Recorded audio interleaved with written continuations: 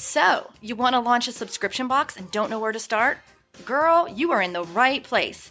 I'm Julie Ball, a subscription box coach, and your host here at Subscription Box Basics, a podcast for new and aspiring subscription box entrepreneurs that want to avoid overwhelm. So grab a coffee, some pen and paper, and let's have some fun.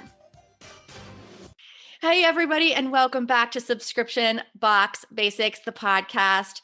I am here today with a guest that I've actually known for quite a while. We worked together in the corporate space back in the day, and then our paths crossed again through the subscription box industry. So I'm excited to introduce you to my friend, Deana Hicks, who is the founder and chief inspiration officer at One Girl Inspired. Welcome, Deana.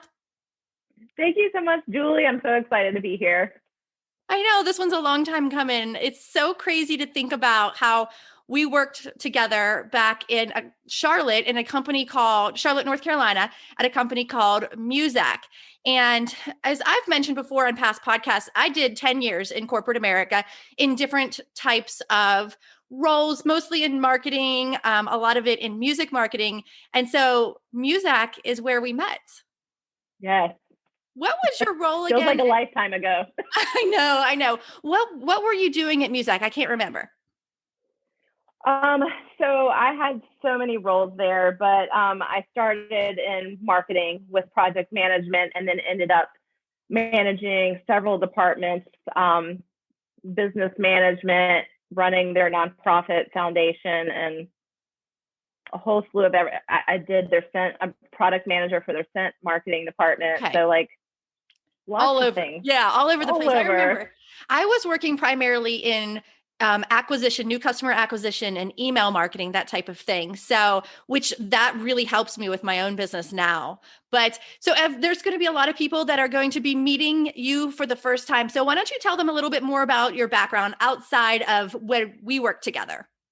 Okay. So like you said, my name is Deana Hicks. I am the founder and chief inspiration officer for One Girl Inspired, which is a monthly subscription box for teen and tween girls.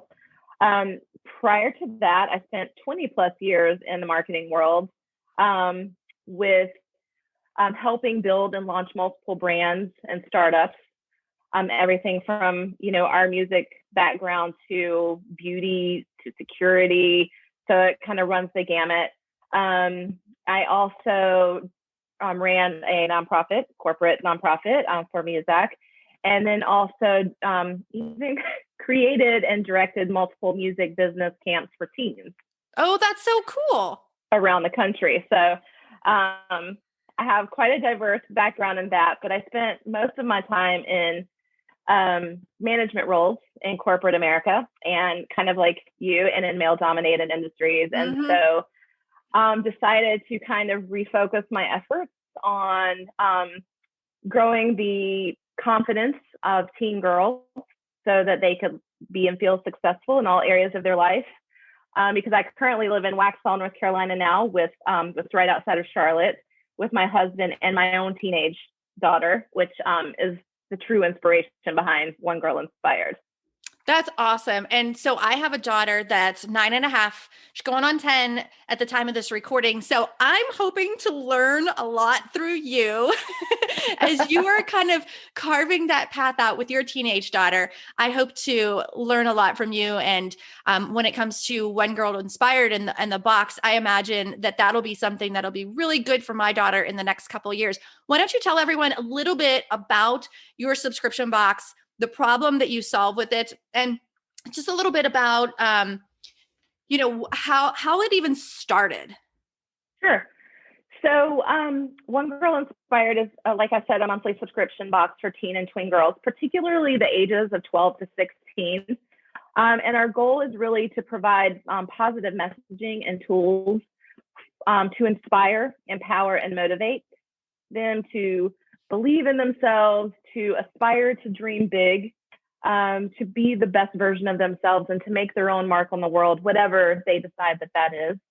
And it's ultimately to help grow their confidence and self-worth, because there's so much negativity that they, on top of just the difficult teen years that are already, hard to navigate and harder for them today than even when I was a teen, which doesn't feel like that long ago. But there's just so much negativity with social media, much of social media anyway. And then also just the inaccurate portrayals that are out there on Instagram and the perfect, lives that everybody's posting on social of how they should act, be, look, feel. And so a girl's confidence automatically drops in their teen and tween years 30%, 30+% actually. And that's kind of a staggering number when you think about it. And then they're having to play catch up to build that confidence back up so they can start at a normal, level into adulthood. And so it really spoke to me as a mom of a teenage daughter. And I was actually, the idea started after I was at coffee with some moms pre-COVID, so we could have coffee in a coffee shop. And we were sitting around talking about the conversations and messages that we need to have with our daughters and that we needed to instill in them. And it can be complicated, as you probably know, and sometimes difficult to have those conversations because they don't necessarily see us as subject matter experts that have had our teen years of our own. And it comes across as preachy or nagging. And, in some ways, they're rolling their eyes and they're throwing up their hands and whatever. I already know, Mom. And so, those are some of the obstacles we have to combat as parents to get that messaging to them. And so I happen to be thinking a lot about that. And then I also have been following you on social media since, our days of working together and seeing the success of Sparkle Hustle Grow, and saw the success that you were having with female entrepreneurs and thought, gosh, that's probably the way into reaching these young girls. Because what girl doesn't like to get mail, especially, happy mail, which we call One Girl Inspired Box. But with the messaging that we're providing in the box and the monthly themes, it felt like a less preachy way that is surprise and delighting, them, but also speaking to them in the way that we want them to speak to themselves later on. Because that's important, how they speak to themselves. And if they're speaking to themselves the way they may be talked to on social media, it's, I just don't, I'm trying to combat that in every way possible. And so as a teen, I liked getting all the quote books, and I was one of those teens that read, The Road Less Traveled and Habits of Highly Effective People. And I know that's not for every teen, but if I can scale that to a way that, reaches teens today, that's what we're looking to do. I love that. I have so many thoughts because you're so right about, and I can relate to so many points. Like Instagram is where I spend a lot of my time, and it feels like the highlight reel half the time. And so I imagine that teens and preteens, wherever they're spending their time, if it's on TikTok or Instagram or wherever, they're getting fed these false narratives about what, like you said, what they should be or how they should act. And they might not have the capacity to silo out the truth from, what's not really true.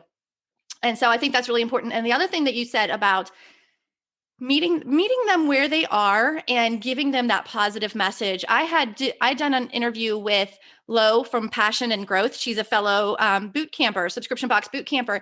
And she says that affirmations were so important in her own journey of self-love. And she made this really good point. And she says, what if when someone receives my box in the month, what if that's the only time they heard that positive affirmation or that positive message, that one moment in the month, and it was because of what you've sent them? And I just get chills thinking about that. And then you're able to do that for these girls that have these young, impressionable minds that might not be feeling confident about themselves, but then they get their happy mail from you, One Girl Inspired, and they see all of that positive messaging. So tell us a little bit about what you actually put in the box to support with that positive messaging. Sure. So it's we include about 4 to 6 items a month that may include a personal development type book, such as we just had Habits for Self-Esteem in this past month's box. It might include jewelry items with mantras that they can wear that reminds them, daily. Love it. Fun school supplies that keep them motivated and organized, and allow them to be their best. tech gadgets because, they're all about the tech these days. And then we always try to put some self-care items in as well, because I think that's an important practice to start now. And teaching them what that means exactly, and then how to incorporate it daily into their lives. Because as a mom, I know that sometimes, everybody else comes first, and we take that off of ourselves. But I want to teach them that that's part of it now, so that they continue to practice that into adulthood. It's so smart. I love it. Can you tell us, you launched in May 2019, right? Correct. Yes. So the summer of 2019, when things were still a bit normal. Can you tell us a little bit about your launch story? Maybe what were some of your biggest challenges and how long it took for you when you came up with your idea to like actually take action and get movement?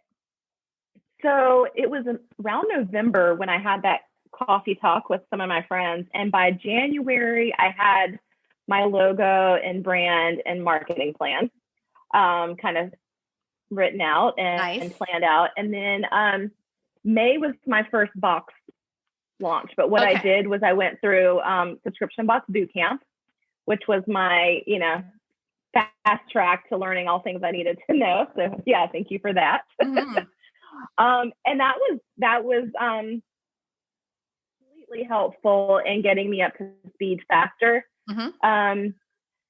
And I think the biggest challenges that I had starting out, though, were inventory and understanding where to get inventory, where to find the products, but also how to scale and order like quantities and figuring that out each month when I wasn't sure how fast or slow it was going to grow.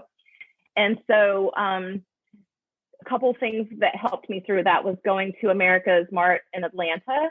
Yes. Where I got to meet so many vendors, create relationships with those vendors. And, they're now aware of my box, so they can send me ideas. So that was huge. And then I was able to meet enough vendors and find enough products and samples. And I was able to build out a plan for the year. Love it. Really for what I wanted to put in the boxes. And then COVID hit. And that was a bit difficult time because, and that was right at our year anniversary when we were trying to, provide product in boxes, and a lot of warehouses shut down. Oh yeah. And people weren't in the offices or shipping. And so it became a lot harder to try to find products. And so my year plan shifted quite a bit. But what I did for that year anniversary, because there were several products I wasn't able to get, was create, my husband and I sat down and actually were just brainstorming, like, what can we do? Well, in that inventory early on, I had accumulated a lot of extra inventory because of not knowing numbers to order or having to meet minimums early on, and you have to order more than you really need. And I had a lot of excess product. And so I decided to do a best of anniversary box. Love it.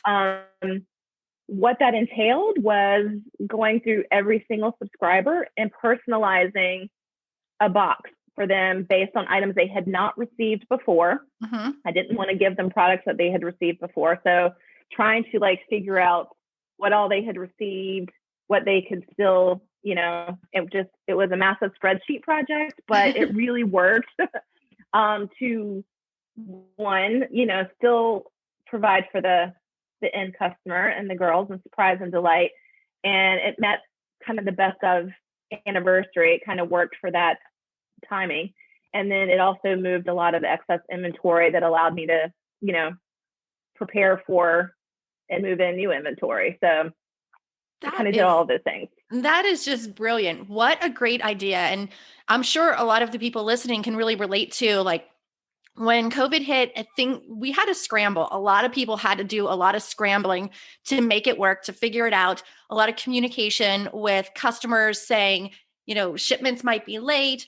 And so I love the way you handled that with such grace. And it sounds like it might have been quite a project in the back end, but I mean, there's seasons of hustle and there's seasons of rest. And this seems like that was a season of hustle for you. But it just moved all that excess inventory, which is just, clogging up your cash flow anyhow. Right. It was definitely worth the work. Yeah. And it made it so much more worthwhile because I felt like I was still providing the experience that I wanted to, for the girls, and that I didn't have to let up on that experience in any way because of that. So yeah. Thank you for sharing that story. I love that. Sure. Did you change anything knowing what you know now? Like, did you change how far out you order things based off of, that experience, or how did you shift things?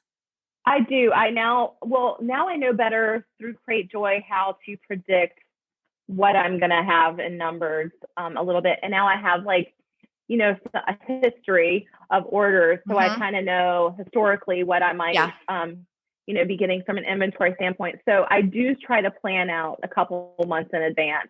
I don't have a lot of space to plan out in my house currently to plan out. I was going to ask you, for a ton of months in advance, but I do try to plan out a couple of months in advance. So if I have to scramble at the last minute, I have time to do so. Yeah. So do you fulfill at home then? I do. With the help of my daughter and husband. Oh, nice. You've got the whole family in on it. Do you foresee yourself ever moving to a fulfillment center? I do. I'm looking at that now, just, plans to grow.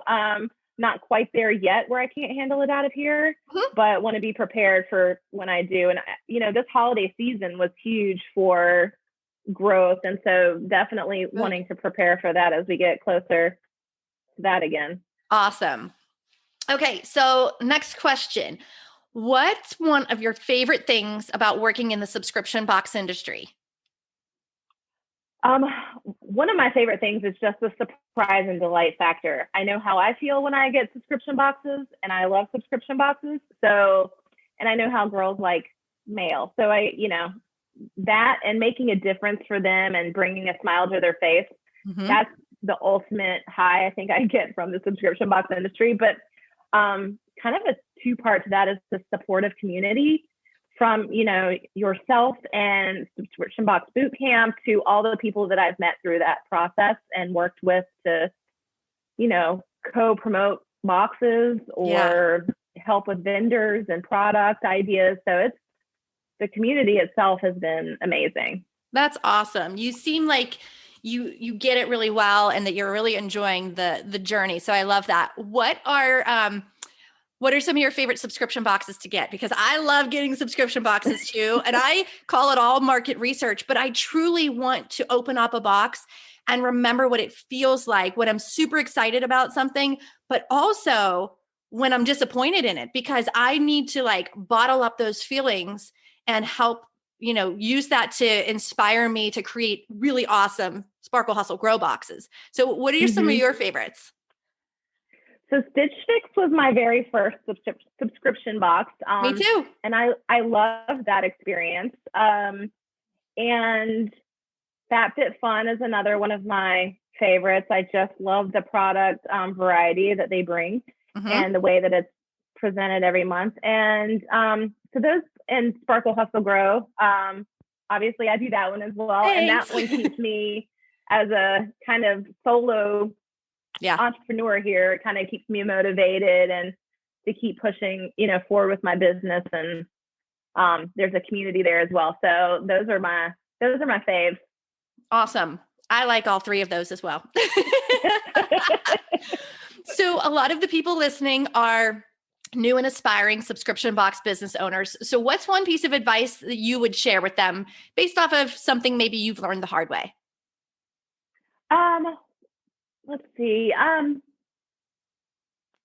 guess being flexible and kind of being able to go with the flow a little bit, because it doesn't always happen as you prepare it to.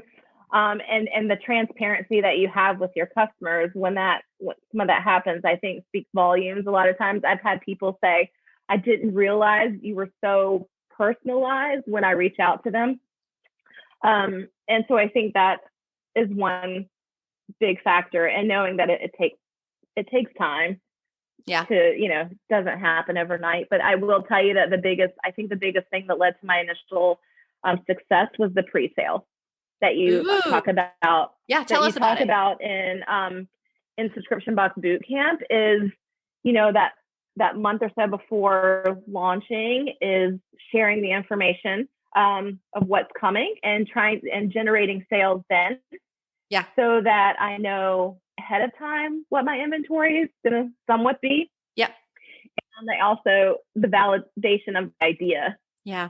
If you kind of get a sense of, okay, this is something that people are actually interested in, and really helps to kind of push you forward. So I think the pre-sale, I couldn't say enough about initially.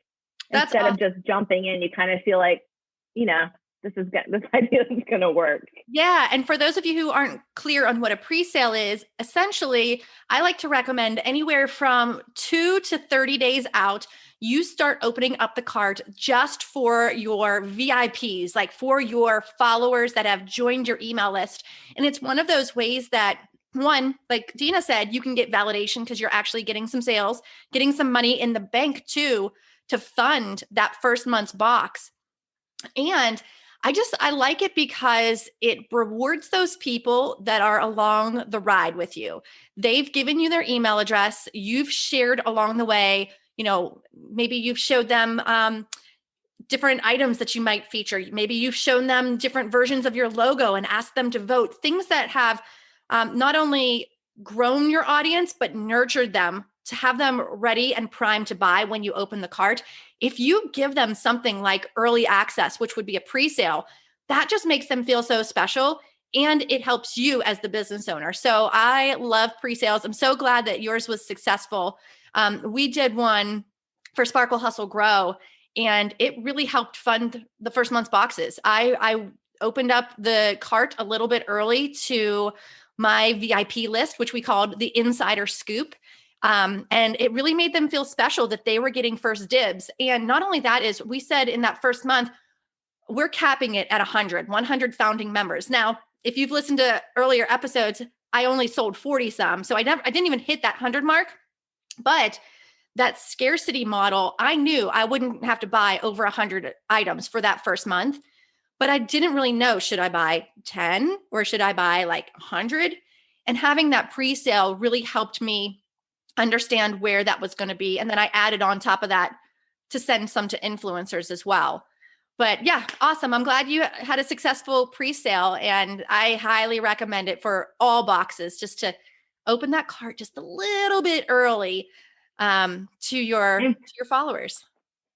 Yeah. And we actually offer like an extra, goodie item in the box for the VIP too, as like an incentive as well. So I love that idea. It's just like dangling a carrot in front of their face, like, come on, you know you want this. So, all right, where can people follow you and find you online? Like, what's your website and where do you hang out? So onegirlinspired.com is our website. So you can learn more there. And you can follow us on social, on Instagram, Facebook, and Pinterest. And it's at One Girl Inspired. Awesome. All right, friends, I hope you enjoyed this interview. Go check out Deana at onegirlinspired.com, especially if you have a teen or tween girl. We really, really need to be feeding them these positive messages, and Deana's going to make it easy for you. So thanks again, Deana, for joining me today, and we'll see you all in the next episode.